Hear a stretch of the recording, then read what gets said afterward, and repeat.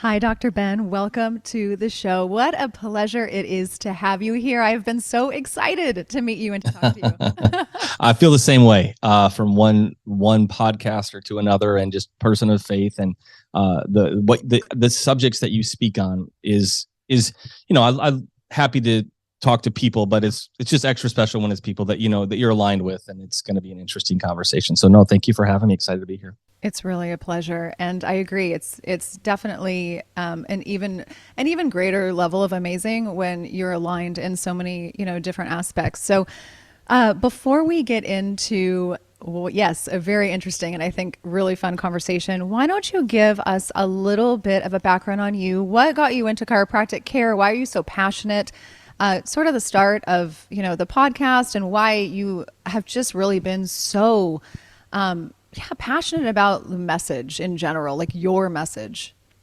Yeah, well, it's a good question, and it's funny, so sensitive to words. I don't even know if it's my message, right? Like, because it's really just that we're, the thing you hear me say a million times is that we're designed to heal, and then that really is the foundation for so much of why I'm passionate. Now, I probably wouldn't be as passionate if it was more well understood, right? Like sometimes it's just a message that's needed at a certain time, right? And so we live in this time where almost the opposite is kind of shoved down our throats, right? Where no, you're not designed to heal, you're designed to fail, you're designed to get sick, you're designed to die almost, right? And there's the realities that we're all going to die. That's not what I'm talking about. I'm talking about just how amazing our bodies are created. And so I was an elite athlete growing up. I'm from the Midwest. I'm from South Dakota. I thought I would, my dream was to go to the Olympics. It would have been the 1996 Olympics as a boxer, believe it or not. And so I was training, and the training center is in Colorado Springs.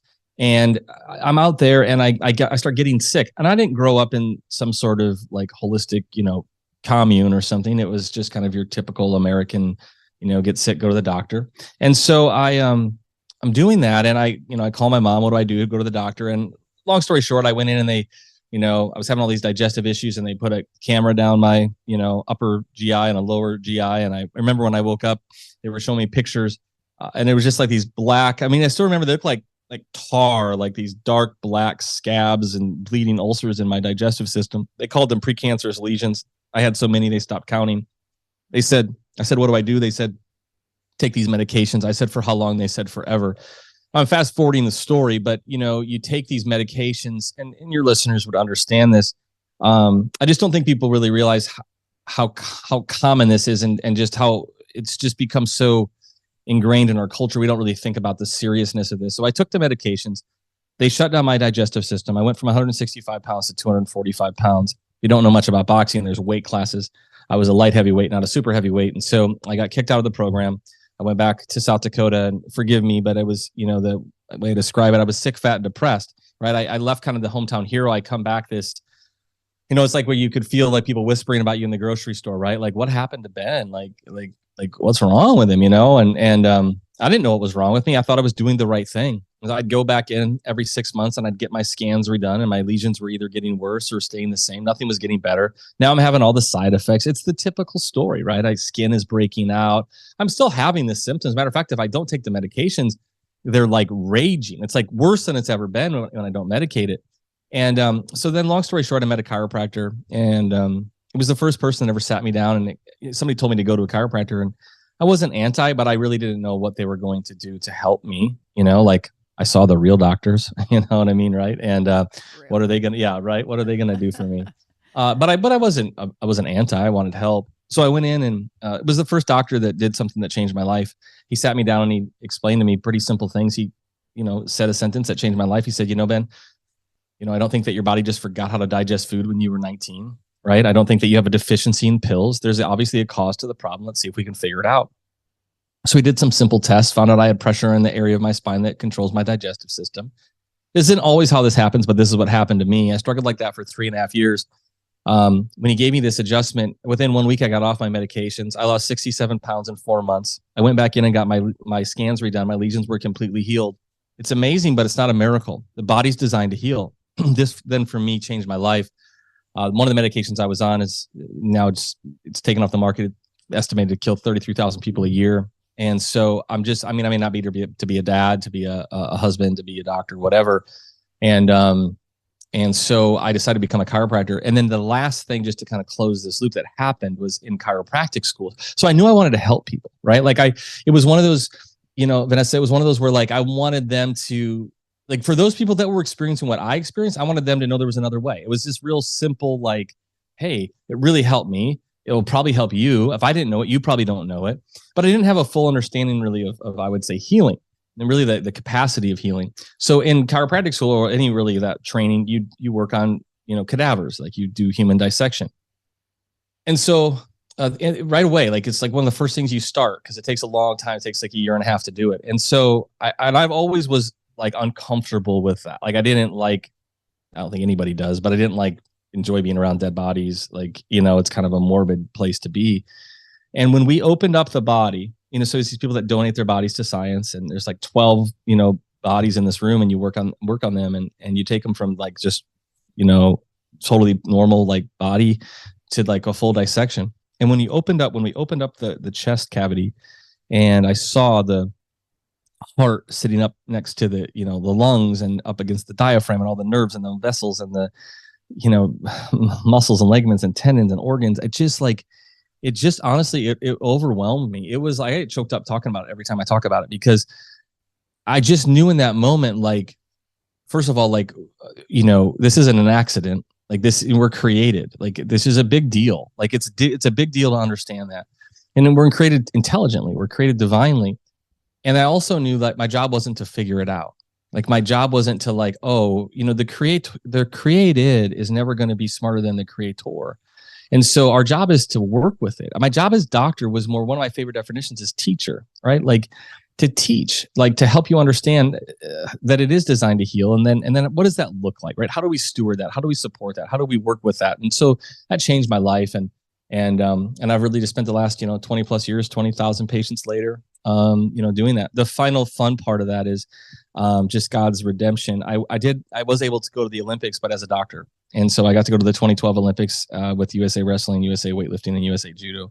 And so that was an honor. Probably a lot more fun to go that way, actually. I was able to bring my family, and enjoy myself and go out and see things. But anyway, so that's maybe a long answer to your question, but that's how it happened. No, I love it. And, I just want to give our listeners just a little bit of a bird's eye view into like my thoughts about it as well, because first of all, I knew your story because I am a very avid listener of your podcast. And so I knew your story, but the way that you talk about it and you tell it is so, I don't want to say different, because everybody's got a unique way Sure. of speaking about their own circumstances and what's led them to, the I should say the calling, the door that opens, once sort of you're on the other side of the mountain, so to speak. And again, some people get called before they're even on the other side of the mountain, right? Yeah. But and I always feel like a broken record when I say that everybody in this area, everybody in this sector of life, wellness and health, most people have a story. Most people are coming from suffering. They're coming from like this area, this space of almost desperation, right? But the way that you speak about the discovery about the body and how it's designed to heal, and how it was so overwhelming for you. I think I even remember you talking to a guest about that recently, because I was listening to, I can't remember what show it was, but the cadaver thing and all of that, and how you were just so overwhelmed in that moment. So it's absolutely fascinating. And I think that you're right. I think, and we're going to get into this, I don't think that people, sometimes myself included, not sometimes, I mean, I definitely know this, do not really conceptualize the vast, just the amazingness that just, it's so amazing that our bodies can have the capabilities that they have, given the right circumstances and given the right tools. And you talk about that all the time on your show. Yeah. I've heard it said before, we just massively underappreciate the healing capacity of the body. And because of that, it leads to fear. It leads to us making desperation decisions or things based on just these, all sorts of reasons.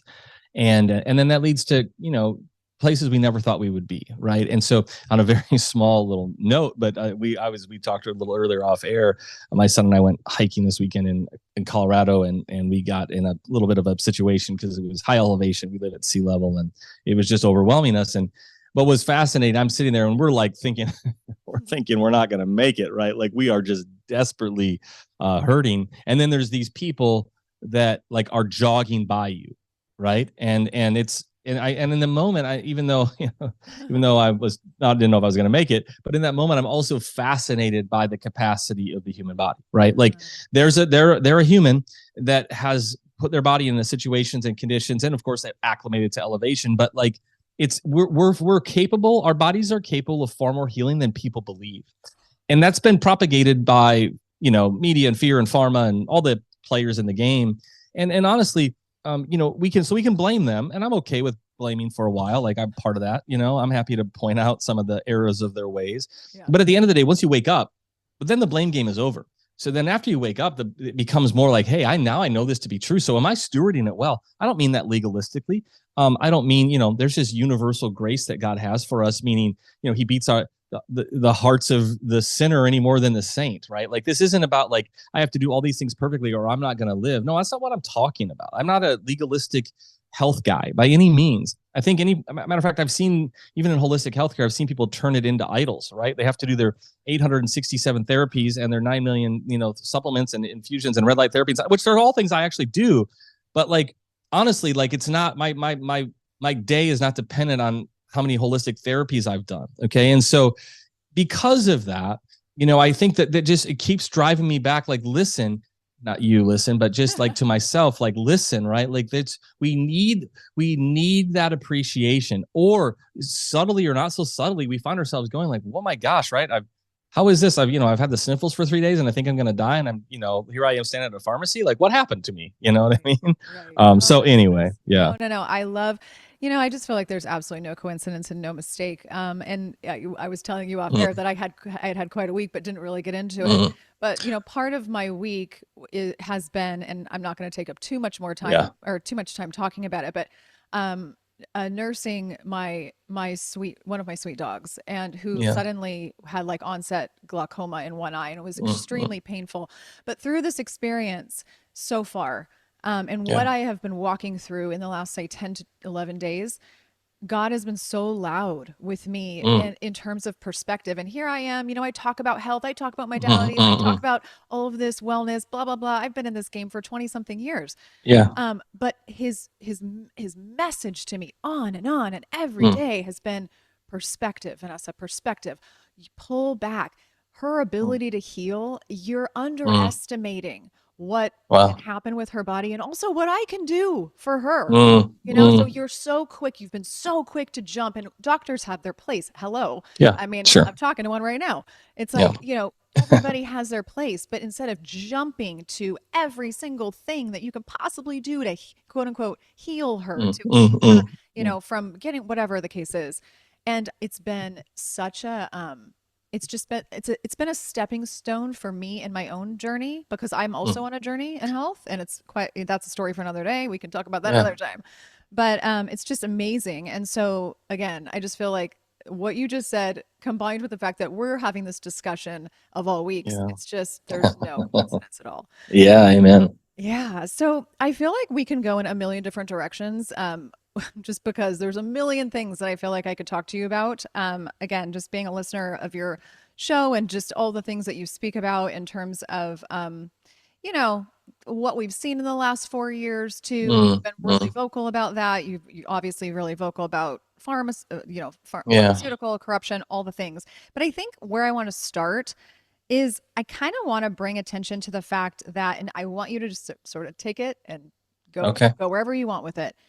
Most people, I think, were kind of just, I don't know, like kind of, I don't want to say sleepwalking through life, but sort of really just blindly walking through life, really just not even knowing that they were outsourcing their health as much as they were, or outsourcing anything really.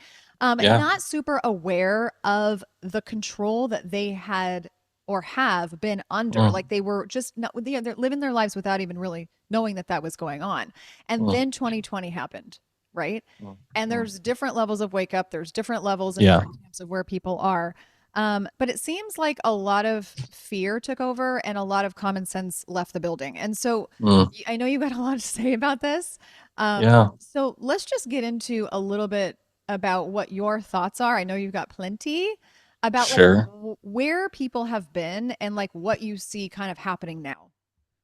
Yeah. Uh, I do have no shortage of thoughts on No, that. you don't. I You know, know. I think the thing that is that people don't often understand though about these conversations is, when I struggle with how to articulate it, or I'm going on a rant, I think it's because we're trying I'm desperately trying to understand why people are struggling with it. Like it's not out of, hopefully not out of like ego or pride, although I'm sure that exists, but it's more like, man, it's like I said earlier when I had the health thing happen with myself, like my intention of being so just like passionate about having other people know is because I know that I didn't know, and I know that I was believing a whole different paradigm, and then somebody entered my life and it changed everything, and then I was able to be healed. And so I just want that for you. Like, I know people that are living in fear, that are afraid of, touching the grocery cart, and afraid of the oxygen in their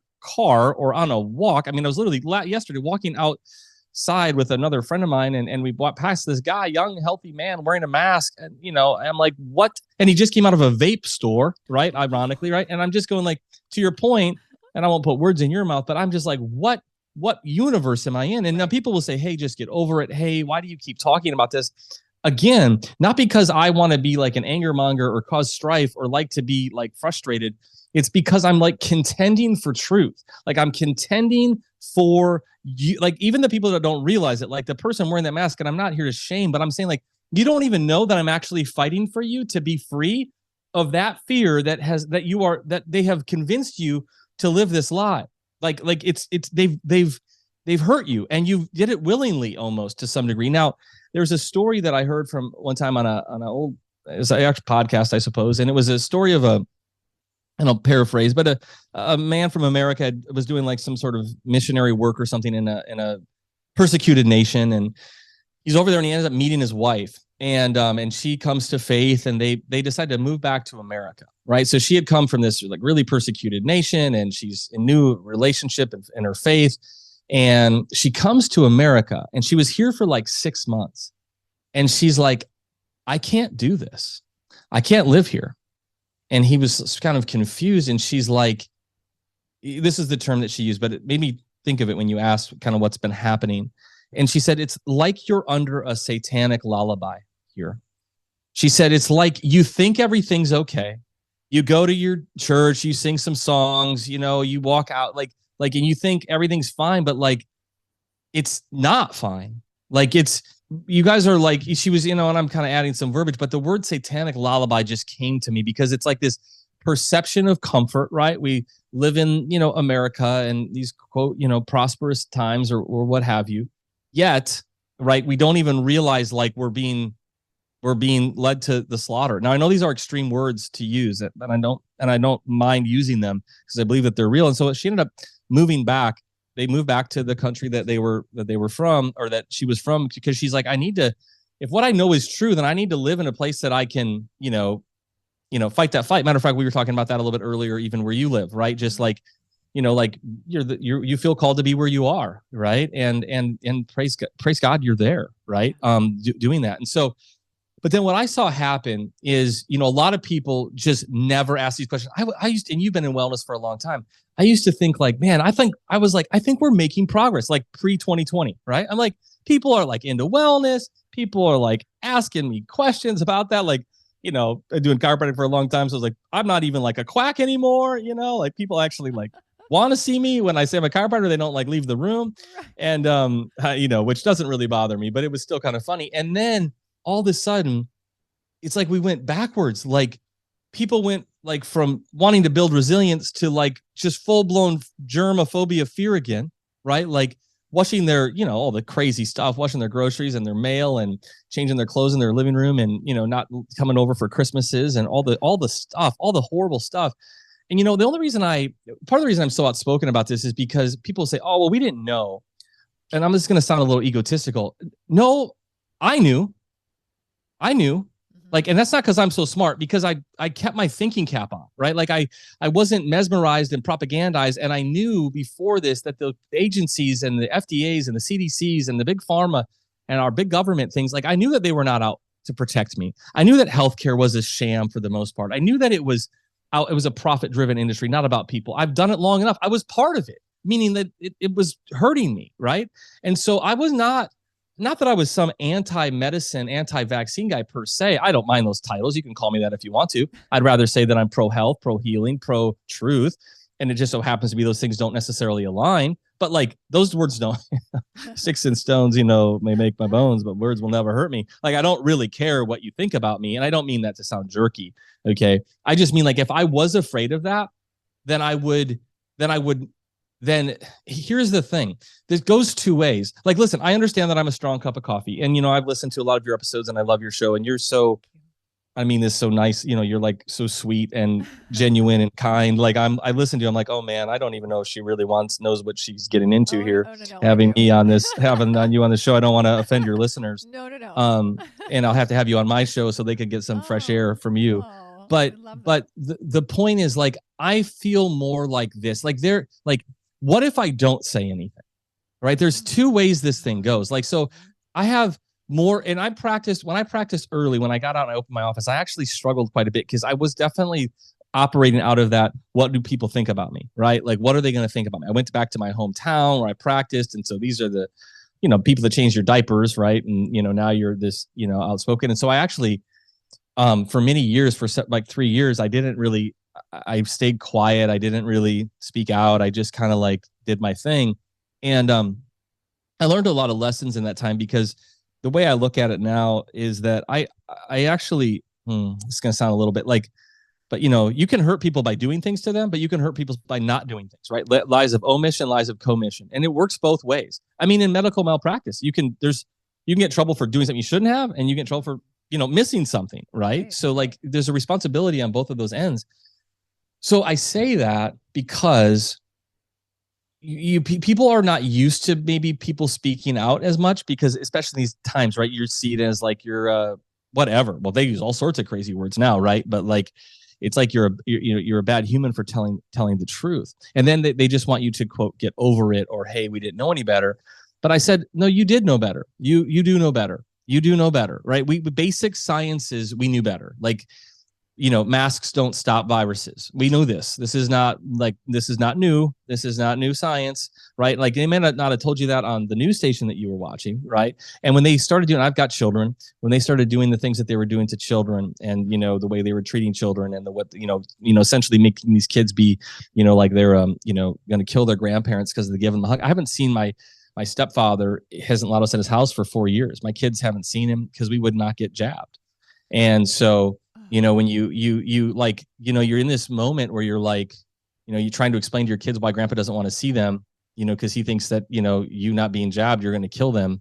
And I just, those are those moments like that you decide, you find out what you're made of, right? Like you find out, and listen, everybody's going to have to come to their own decision. And there can be debate on this, like, well, yeah, but it's your family. Like, yeah, but I don't know how to explain it other than like, I feel like I have to hold that line, like literally for my dad's benefit. Like I know he hates it and he thinks I'm a jerk and he thinks that I'm, lost, off my rocker. Now maybe someday he'll understand actually, I was actually doing it for him. Like I'm not doing it to prove a point. I'm not doing it out of spite. I'm not doing it like, like to pound my chest. I'm doing it because it's true. Like it's true. Right. And so, when I saw that happen, I don't think it's a surprise. So just to kind of maybe finish this thought a little bit, we had gotten so comfortable in a sense, right? Just like plugging along, doing our thing. Yeah, like exactly. The propaganda of years, like, hey, just go to your doctor and just do what they say. And, they're smarter than you about that. So, take their pills, do their drugs, whatever, right? And people just didn't really think about it. I thought about it because I've been in holistic healthcare for 20 years. So, it was not it wasn't that I was smarter, just I've been doing it for a long time. Okay. So I understand why people were like, and now add fear to that. Okay. Which was all of the things, right? Now, mind you, most of that was legitimately propaganda, like legitimately twisted, perverted half truths. Okay. Yes. People died. Yes. I'm not a denier. Okay. Right. But just literally as the dust settles here, we're talking that COVID was, for all stated terms, a bad flu season. Okay. And so and I know that's hard to hear sometimes, right? I mean, so I see lots of people in my practice. I never was closed one single day in my office. I've got a pretty big like feel for like, like stuff going on, right? Like, and I had one patient that passed away from COVID that was he was a hospice nurse and he had leukemia. And so that was, it still was terrible, right? I mean, it was so sad. And Tony and I, went to his funeral and God bless him. And he, it was one of those situations with a pre-existing condition, that he struggled with. I'm saying this to say, but I've had now going through the years now, these last few years, I've had countless people devastated and killed by the vaccine. I've had countless people, family members who've lost kids to suicides, depression after the schooling thing that they did. Like, I will tell you the fallout from what they did, multiples, people relapsing on medications, drug use, abuse, opioids, diseases of desperation, heart attacks. Now, I mean, it's really honestly been challenging to how many people that you're getting the story. I was seeing patients here this morning before this, and a lady was telling me, she started crying. She's like, I was out of town this weekend. I went to my friend's mom's, death. She just died suddenly, like the story that we've heard so many times. And again, not to rehash all of that, but like, if you're going to live a life of fear, like, I don't care what it is, fear of death, fear of heights, fear of, germs, it doesn't really matter. Fear of your kids getting injured, like fear, like that is, we're not called to live a life of fear. And so, but most of us never had to test that hypothesis. Like, most of us, we just kind of like were meandering through life. And when it got shoved in our face, it was like, oh no, I actually have to think about this. Like, I have to actually decide, like, what am I so into the ways of this world? Like, actually, am I just so fleshly and so self-focused and so self-preservation that I can't even think. I mean, you watched what happened just in, like, for me as a person of faith, like the church's response, outside of a few that, about, like, most of the churches were horrible about it, like embarrassingly horrible. We left the liquor stores and the strip clubs open, and we closed the churches. Like, it's like, I don't know what it would take for you. So sometimes I ask people, like, what, like, now, so I would want people to be able to reflect on that and say, okay, I miss some things, right? And but you want to learn from that. You want to say, like, okay, because believe you me, right? Like, another thing is happening, whatever that thing is, whether it's a health fear, terror, fear-based thing, or a war type of thing. Like, we live in some amazing times. Like, nothing surprises me.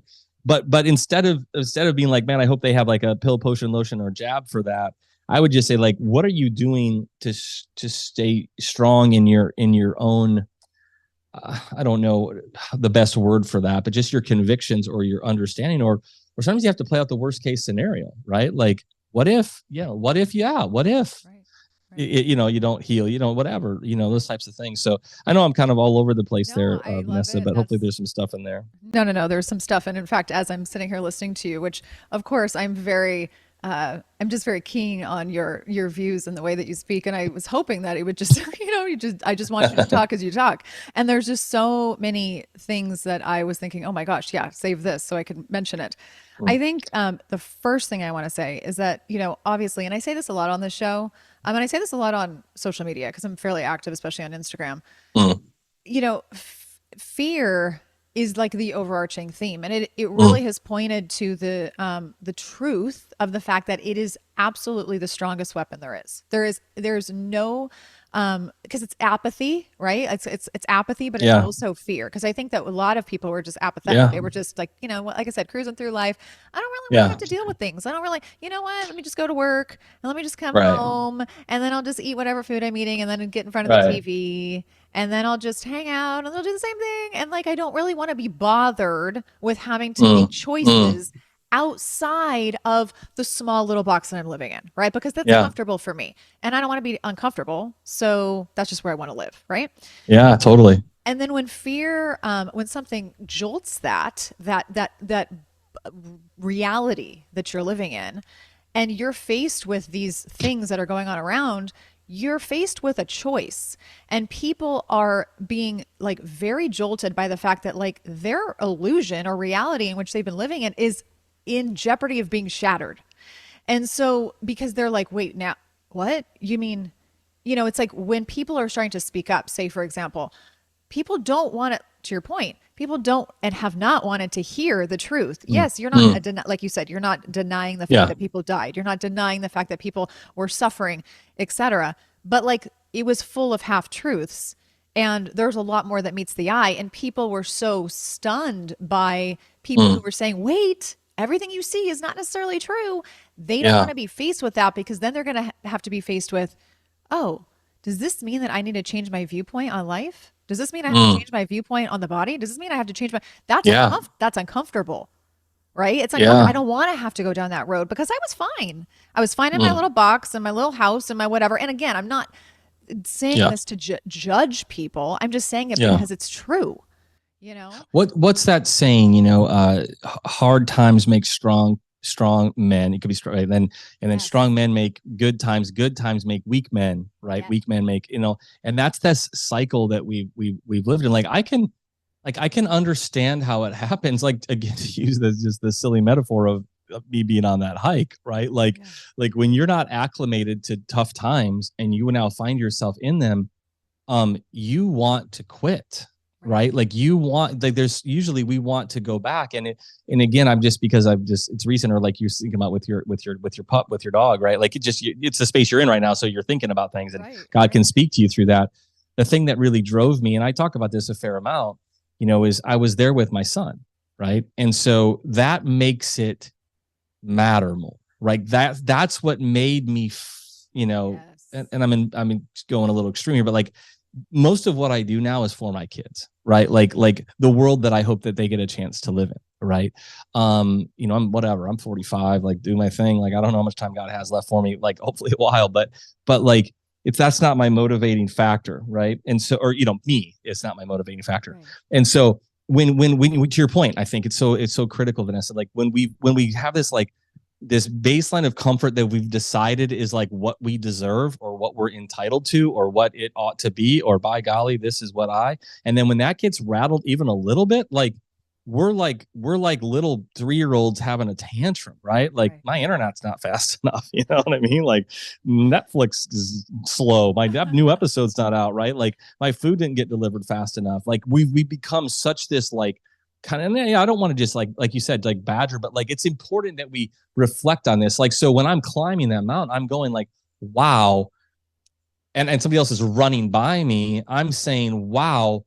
I'm not mad at them. I'm more like, wow, there's room for improvement here, right? So when I see strong people that understood it, when I listen, using this COVID, just talking through COVID, like then I'm fascinated by those people that were brave, right? The pastors that said, hey, whoa, time out, right? And listen, this isn't the first time in history that like we've had troubling times. Like this is the first time there's been, sickness and disease, and this isn't the first time people had pain and died. Like this is the human journey. So like let's just like time out here, and let's not make the cure worse than the cause, if you will, right? And let's not overreact. It's kind of like parenting sometimes. Like your kids will do stupid things, but that doesn't mean that that they need this crazy reaction, that overreaction. It's led us to this like safetyism culture, right, where we're helicopter parents because we're so afraid.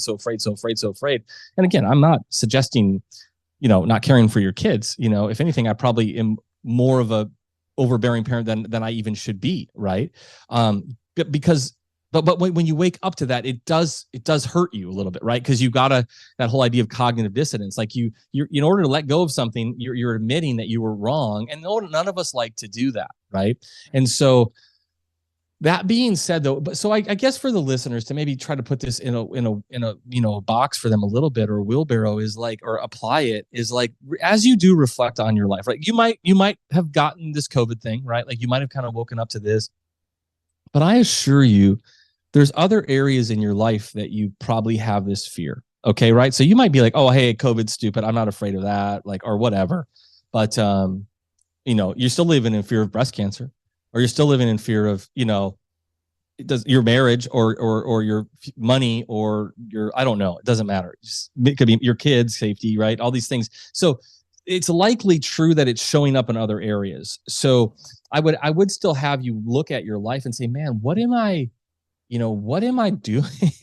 What, or maybe COVID didn't affect you as much. You were able to work from home and you kept your job and you didn't lose your house and things like that. Like, so you think you like skated by, but you maybe they still didn't learn the lesson. Like, what are you going to do when it gets really bad? Right. Like, what are you going to do? Like when you're on a really, your health is really struggling or your business is really struggling, whatever your thing is, your kids are really struggling. And what I've found, and the last thing I'll say that on this is what I found is without my faith, I don't know. I don't think I'd have a chance at it. I mean, I just, I'm not, anything good in me is of God. It's not something that I came up with. And so without faith, I do personally find it very challenging, right? I would find it very challenging because it's dark times, right? I have talked, if there's a silver lining at all to the COVID stuff, I do know there's a lot of people that have come to faith during this time because they've said, wow, like what's going on here, right? And there's many times when people see evil,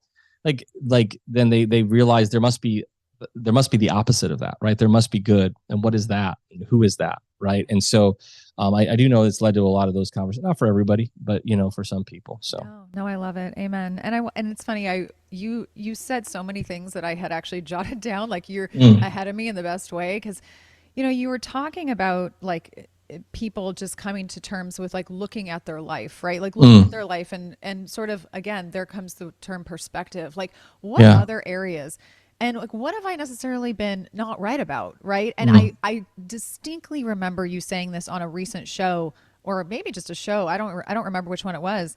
Or an episode where you said people need to learn not only how to be skeptical of things, but also to grieve when they're wrong. Like they need to go, I mean, I'm paraphrasing your words, but, and it's so true because I think that there's this element, and you mentioned it earlier, everyone's got trauma. And I say that word very lightly, but everybody's got things they've been through, minor, major.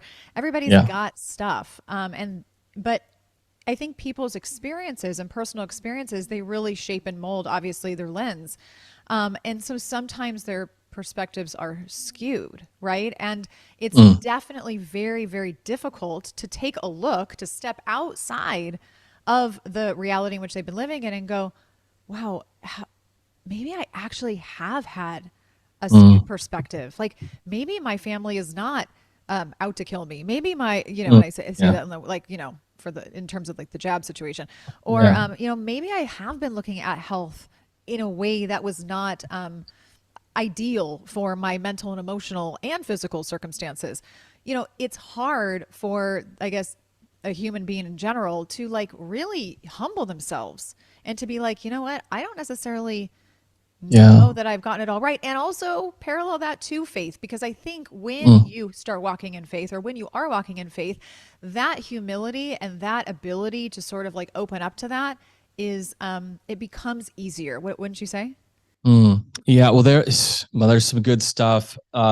Here's some thoughts on like it's and even in the scripture it talks about like right like persecution or struggle right leads to perseverance, leads to hope. This type of kind of track.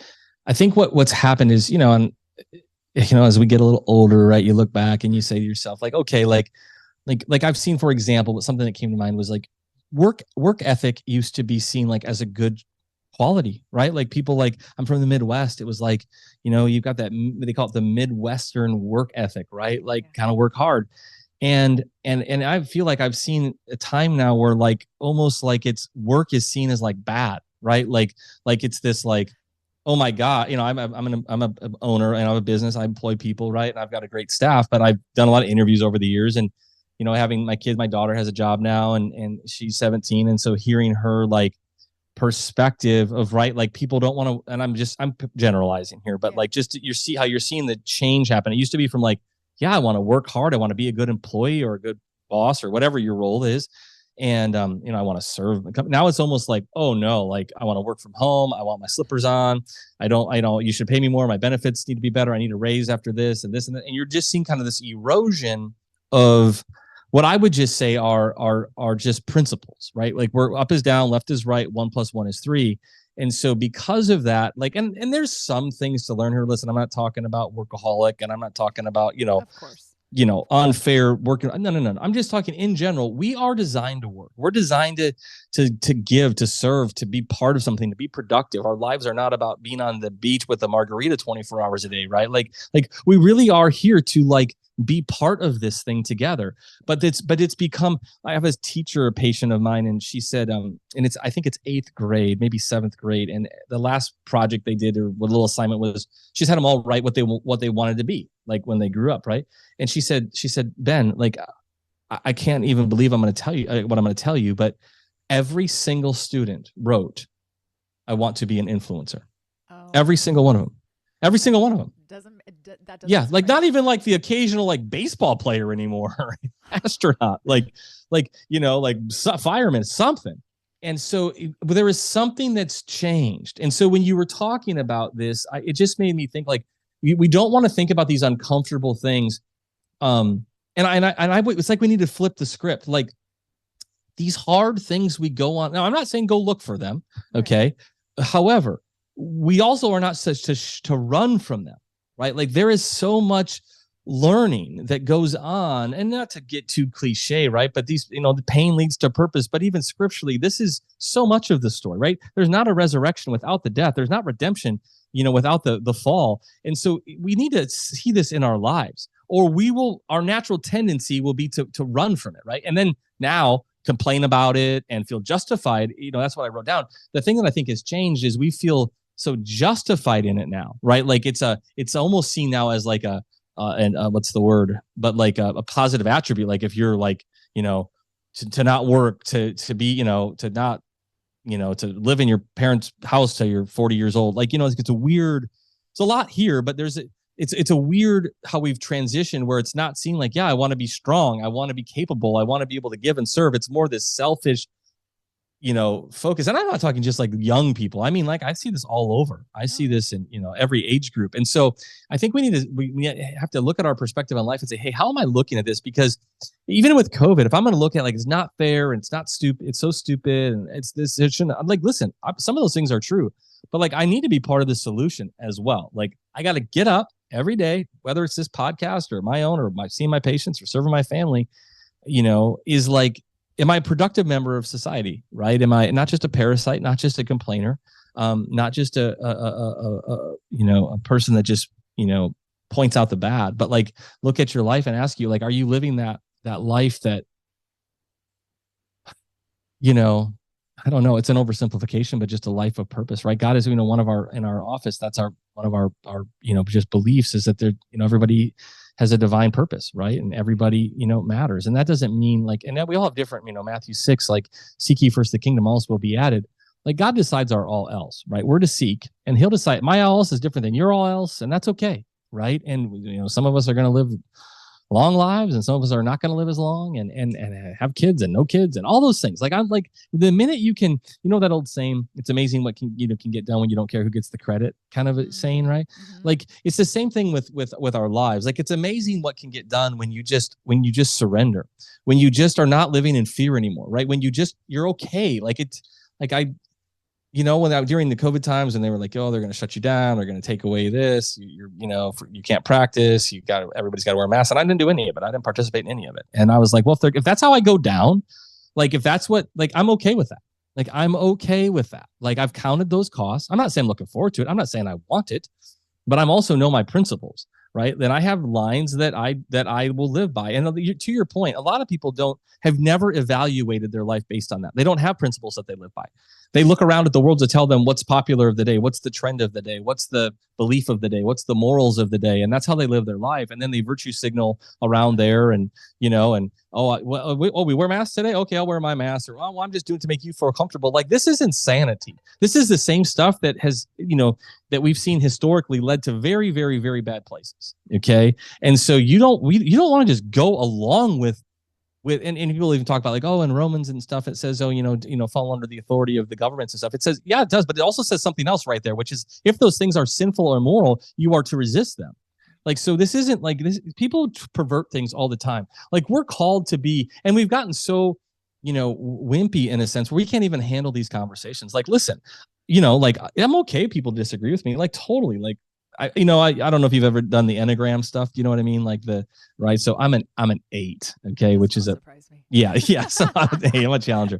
My wife is a 1, a peacemaker. Thank God. And so, but like, so I know that about me and I'm comfortable with that. And not everybody's an 8, but we need 8s and we need 7s and 6s and 5s and, 4s and 3s and 2s and 1s. Yeah. So what I mean by that too, like if you're listening to this and even some of the things I might be saying might be challenging you, like, oh, but hey, my uncle's a pharmacist and my sister's a pediatrician. Like, that's okay. Like, whatever, like, get on with it. Like, I don't know. Like, does that mean we can't have these conversations? Does that mean that, I can't have a discerning or a different opinion than that? Or, and then of course I'm just a believer in medical choice and medical freedom, like medical freedom for people. So I'll always contend for that. But there's a little rant. I'm sorry. I definitely fly off the handle here. Nope. This is I wanted rants. I wanted Dr. rants. That's basically what we should title the show. Actually, we should title the episode that. No, I think that I just want to comment on a couple things. I think that you're so right in the fact, and the word that kept coming up for me during that little rant was entitlement. I feel like we've bred these generations, have sort of, it's been like more entitlement, which seems almost like and I hate to use the word disease, but it's almost like a disease. It's like, that's a real virus, in my opinion. It's just people feeling so entitled that they're so owed and and things should always be easy. And again, I think that this really does travel back to a spiritual root, because when you don't have that tie, you really do. You think that you're owed everything. I should have a happy life. I should have everything to my, This isn't fair. Nope. Yeah. It's not fair. It's happening to me, not for me. There's no reason for, I should just be, cruising through life because that's or like God just wants me happy. Not that God doesn't want happiness for his children. That's not what I'm saying, but that's not it. You know what I mean? Yeah. There's levels there. Of like, you gotta read through the lines. And so it's just like this very skewed vision and view of life, and it has bled out into every sector, including health, including how we look at our bodies, treat our bodies, what we think that we can get away with, what we think that we need. Then we get into COVID, and then all of a sudden we're introduced to something that we absolutely, a medical intervention that we definitely need to save us, because if we're right, then we, and it's become this, almost like this bomb has gone off of people that are just disillusioned. I don't even know how else to say it, right? I mean, what are your thoughts? Yeah. So here's what I would say is, for people, and this is a little bit, it feels like a little bit of a bad news guy, but like, it's worse than they think. Okay. So people that are listening to this, so I was recently, a couple of weeks ago or a few weeks ago, I was over in Geneva. All right. And there was a conference or a kind of a rally over there about some of the World Health Organizations, what they're doing, and trying to, create this basically global response where they can tell us nations how we're supposed to respond. A very bad situation, right? So we were over there. Well, that was on Saturday. Well, then on Sunday, and I haven't really talked about this publicly yet, but on Sunday, I was in some kind of, the people that I was with are fairly high connected people. And so I was in some meetings just as almost more of an observer, but there was some like UN whistleblowers there and some World Health Organization whistleblowers and things. And I just heard and saw some things that really were like devastating. Like, so like I would say, for example, those people, whatever you want to say, the theys, they're real, for one thing. And they hate God. They hate America. They hate people like me. Okay. And when I say hate, I don't mean like want to give you a bad day. I mean, like, they're not interested in you existing. Right. And so I'm saying this not to shatter your worldview. I'm saying this because if you don't know the battle that you're in, then you're not gonna respond appropriately, right? Like you bring in a squirt gun to a forest fire, it looks ridiculous. So some people misunderstand because they actually don't know how bad it is, right? So then they think my response or your response thinks overreacting, right? Or you're just over the top, or you're just a zealot. And I would contend back to that is, actually, I don't think you know how bad it is. And you don't know how bad the medical industry is, unfortunately. You don't know how corrupt the FDA is. You don't know how corrupt the drug companies are. You don't know how crappy the science is. You don't know how bought and paid your government is. You don't know those things. You do maybe, but like most don't. So you hear this and you think, oh yeah, but not my doctor, not my drugs, not my this, not my that. They would never do that. Not this, not that. And I'm here to tell you, like, I live in Orlando, Florida. Disney's are my backyard, and people watch what's happened to Disney in these last years. Like, it's a company that they don't even recognize anymore from some of their stances and their decision that they made, right? Like, so things can change. People that never thought, oh, I work for Disney, it's the greatest company in the world. And then when they got laid off during COVID and never got their jobs back, and they were kicked under the bus, or they were told this, like, I'm just saying, like, things are not always as they appear. Like you said earlier, we're all comfortable. We're just kind of floating through the river. We don't know a waterfall's coming up, but when somebody comes and tells you, hey, there's a waterfall, you're right. People are going to say, oh, I don't want that to be, I don't want there to be a waterfall. I'm like, well, there is a waterfall, and it's very bad, and it's actually going to probably kill you. So you need to know about this. Or the analogy we use oftentimes is, and sometimes is, the hotel's on fire. And this might be good for some listeners, because I think we all struggle with this, is how do we engage with our friends, family, loved ones, people we care about, right? When these topics, and especially when it comes up again, which is so the hotel on fire, pretty simple, but like if the hotel's on fire and I know it is, and I'm maybe going to run around trying to tell people, hey, the hotel's on fire. Now I might get to the door and somebody might say like, well, I don't feel, any fire, and I don't smell any smoke. Like, I don't believe you. Now at that moment, I have a decision to make to some degree. I can, stay at this door and have this argument with this person that doesn't believe me, or I can move to the next door and try to help that person that will listen, right?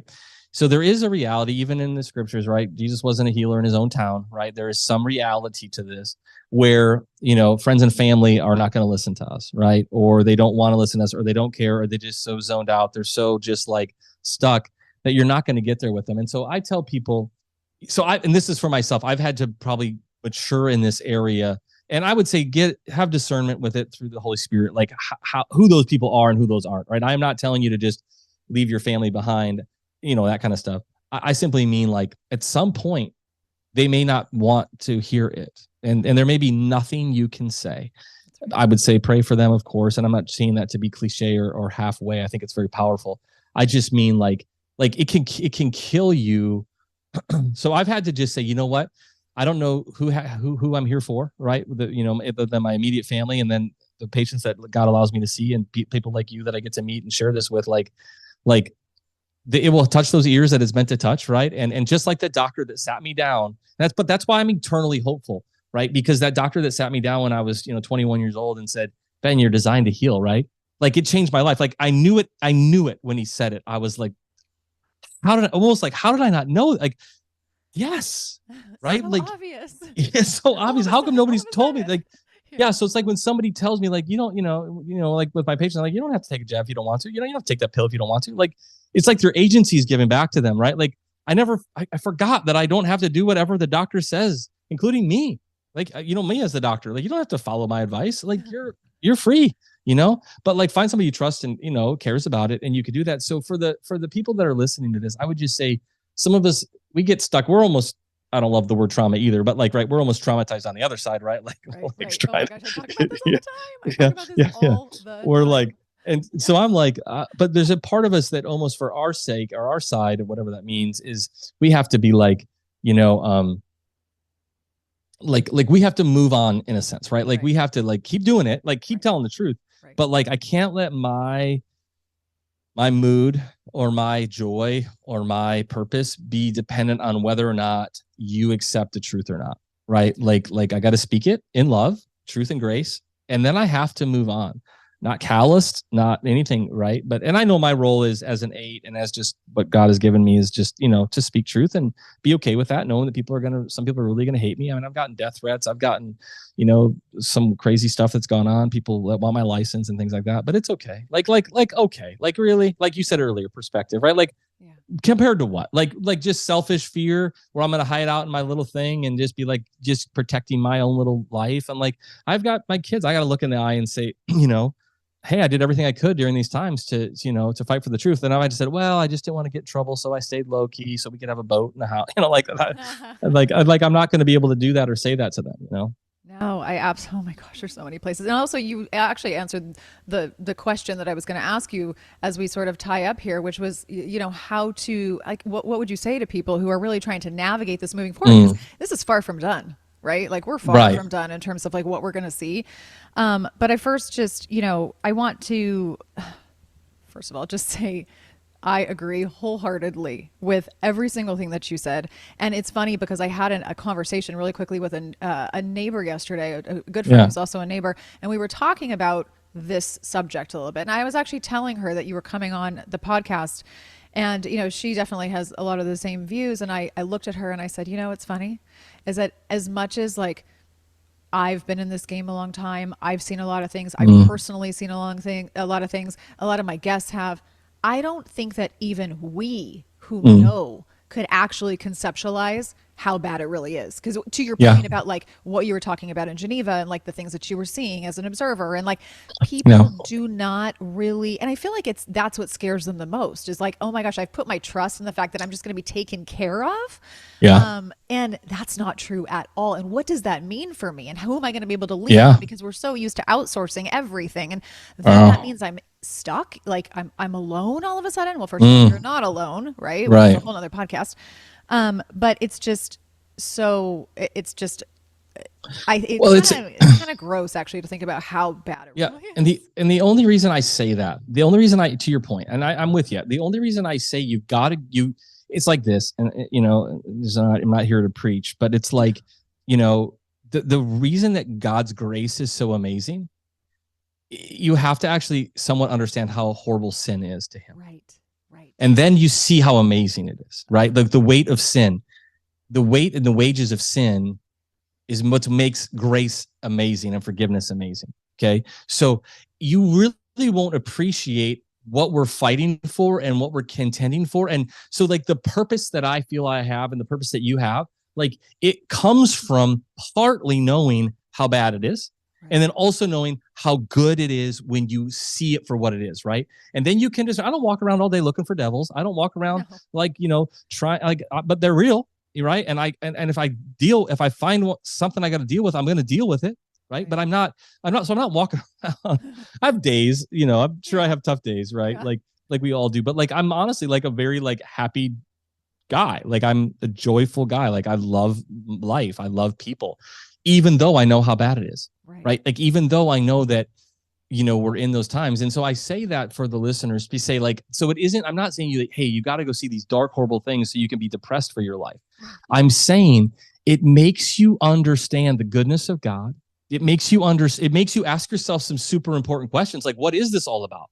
Or you'll live in that little weird middle part, like you're right, this little weird, like, you know, it's like the temperature in your house, like Yes. 72 to 75, maybe, right? Right. Like other than that, something's gonna happen. I'm taking something off or I'm putting something on.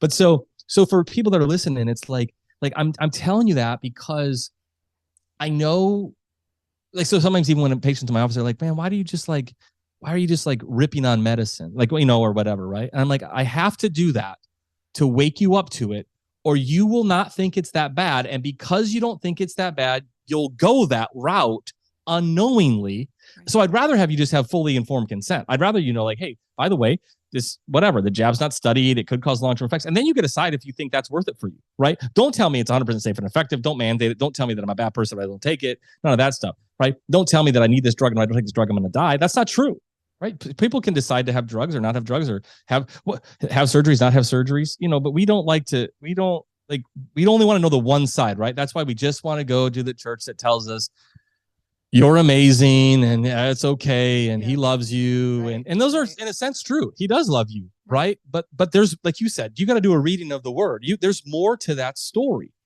Okay, so the body's ability to heal is amazing, but so is our ability to beat it up. So is our ability to destroy it. So is our ability to poison it. So is our, so like, it isn't like, so that's what people are like, well, if the body's so amazing, how come this happened? How come this happened? I'm like, have you looked around? Like, Right. why do you think? Because we're poisoning. Like, we should actually be sicker than we are. It's actually a testament to the body's amazing recuperative power that we're actually like kind of okay. But look at the stats are bad. The last, we have the lowest life expectancy we've had in decades. Like, we're the sickest kids we've ever had in America. 54% of our kids have chronic diseases, which means the disease is supposed to have for the rest of their life. We take the most medications in the world. We're 5% of the population. We spend the most per person. We're getting worse. We have 33 in life expectancy. We're 38th in overall healthcare. Like, your stats that you want to give, not you, but people want to give me, like, I'm not impressed. We're doing terrible. We're going bankrupt on healthcare, and it's getting worse, and we're getting sicker. Like, what do you want me to buy into? Like you got a much harder time proving your case than I have proving mine. Okay, so like, but you're right, to let that go for people is like, oh my gosh, right? But my Uncle Bob's, a doctor. Like, listen, it's okay. Bad system, good people. I'm not saying your uncle's a bad guy.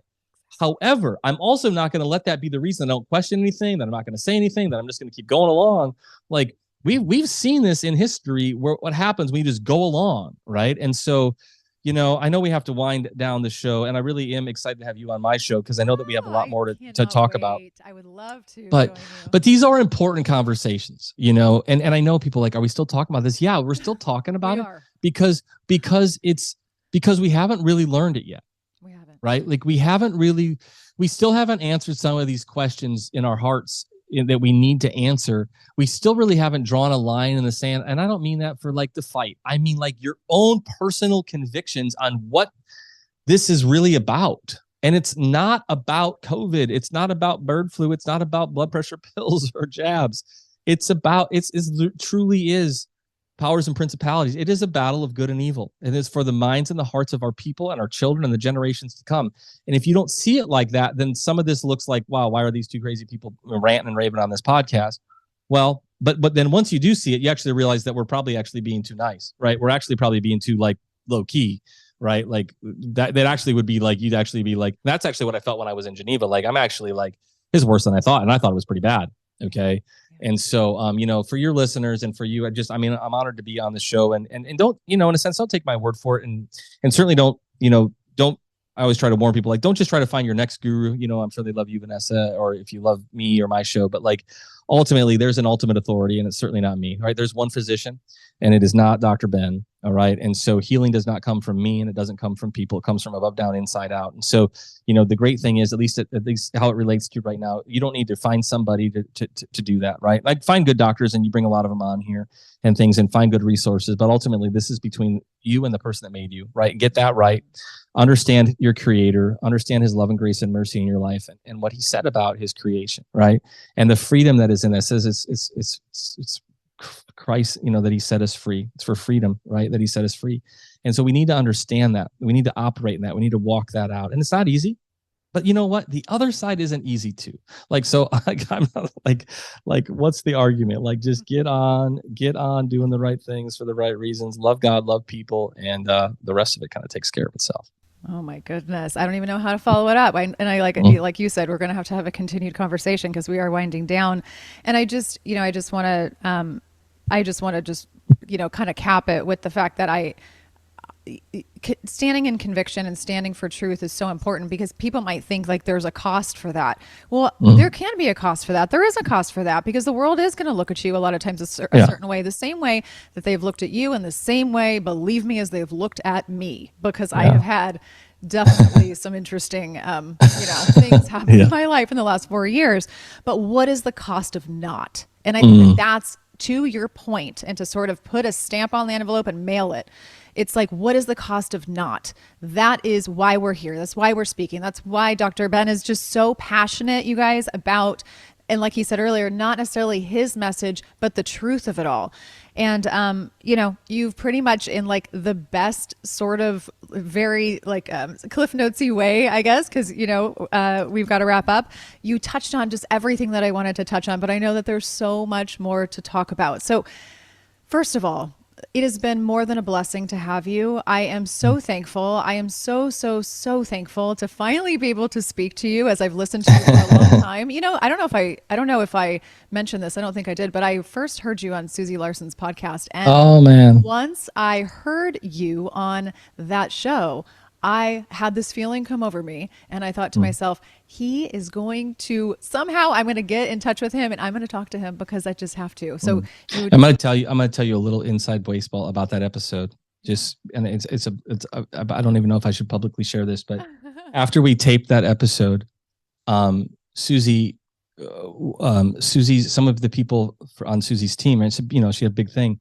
Yeah. They were not going to air the episode because they said that it's just it's too intense. It's just too much, controversial. Yeah. And so she called me and she said, listen, and I don't want to fully, but she fought so hard for that.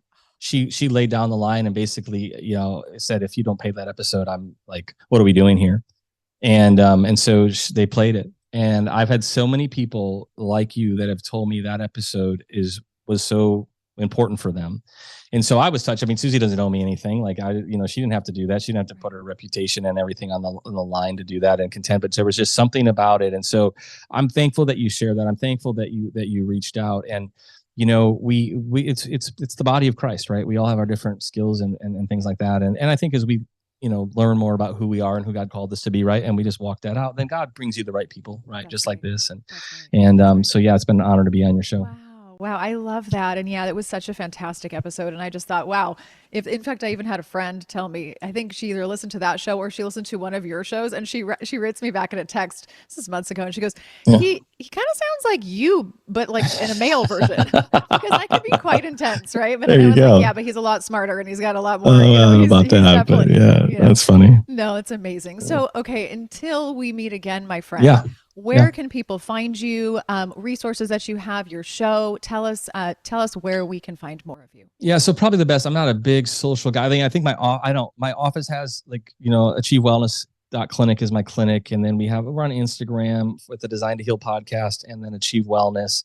That's my clinic name, and then I have a personal website, just drbenrall.com. I have written a couple of books. One is a devotional. It's a daily devotional. So I wrote that a couple of years ago, just called Design to Heal. And it's 365 days I just went through all of the healing scriptures in the Bible from Genesis to Revelation. And then, I just wrote, I'd write those scriptures and then some thoughts on them. And then I wrote another book about just healing and cooperative wellness. So you get that there. And then also if you're some of your listeners, the other thing, I would get asked to speak or things like that. So if you do seminars or conferences or churches, it's pretty common, but so that's really, if you want to reach out in anything on that regard, it's at those websites. And then people can't believe I do this, but I always give my personal email. And so this is what I do. Like it's never a bother for me. People say, oh, I'm sorry to reach out, or I hate to bother you. I'm like, listen, this is like, I don't understand that term. Like, I don't think that's what this is about. So my personal email literally will go right to my phone. It's not like a fake email. It's just Ben Rall, BenRall at mac.com, mac.com. And so if you have a question, I can't doctor you, it's not like I'm not asking you to send me doctor questions. You can, but like, it's just more like encouragement or just letting me know, or ideas or feedback or those types of things. So those are the best ways. If you have, just want to stay in touch, our podcast Designed to Heal, obviously you'll be on it at some point. And so my listeners will get to meet you as well. But we've got some great guests over the years that we've had on there, and some good content. We've done it for a few years. So there's some good stuff there for people that are on that journey. And if what you heard today kind of made sense, or you want to learn more, it's probably my best place to guide you to. Perfect. And friends, all of this information will be in the show notes, as it always is. I highly encourage you, more so than almost anything, to subscribe and follow Design to Heal podcast. His podcast is absolutely fantastic. He's had amazing guests over the years, and I'm just sad that I didn't find it sooner. I found it in 2023, and it just has resonated with me, and I've passed it on more times than I can count. So again, all of this information will be in the show notes. I really hope that you go and find him in more than one way. My friend, you have been a joy. Again, I am grateful to God that this just came to fruition. I cannot wait to continue to speak. I can't wait to come on and we just continue it. So it's really been an honor and a pleasure. And I have so much just gratitude for what you are doing. And you exemplify to me I don't know. I don't even know what other word to use other than just truth shines through you. So thank you from the bottom of my heart for being here. Make me cry. Oh, no. It's believe me when I say that this episode, I'm trying not to cry now. There's just no coincidence that we've spoken this week, because there's been a lot of reminders that I've also needed. And so I just feel like my gratitude to you, but also to God, is Yeah. just it's just more than I can almost handle. That it's overflowing, and I'm so grateful to have connected with you. So thank you.